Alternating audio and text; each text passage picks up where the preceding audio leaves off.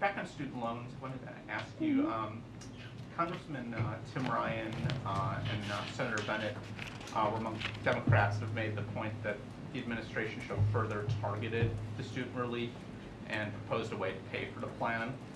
What does the administration say to, particularly like Congressman Ryan's point that waiving debt for those already on a trajectory to financial security sends the wrong message to Americans?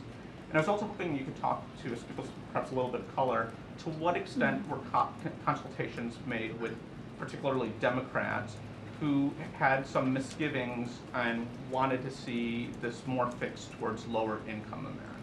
So just a couple of things, because you asked me a bunch of things there, Amr.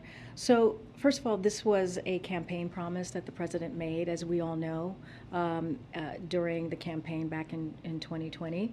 And he had wanted to make sure that he gives that little bit of breathing room to Americans who really need it.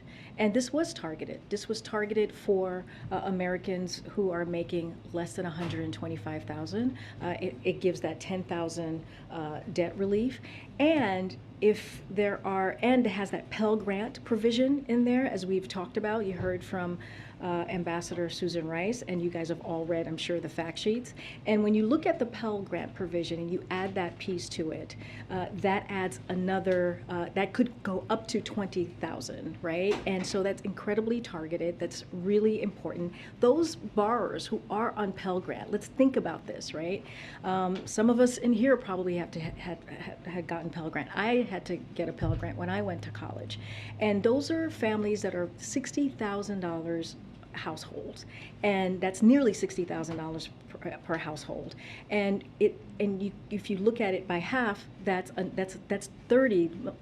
Part of that tranche is $30,000 people per household, and so that's incredibly targeted and will go very far and will be a big deal. Look, we understand, the president understands, and he said this yesterday, it's not going to please everybody. He understands that the policy is not. What he is trying to do is make sure that, again, we're giving families a little breathing room. And just to give you a few quotes, because there has been a broad range of groups and advocates, from teachers unions to labor groups to racial justice advocates, who have applauded the president's announcements. If you think about the United Auto Workers, President Biden once again showed that his administration stands with working families over special interests. That's what we're talking about. American Federal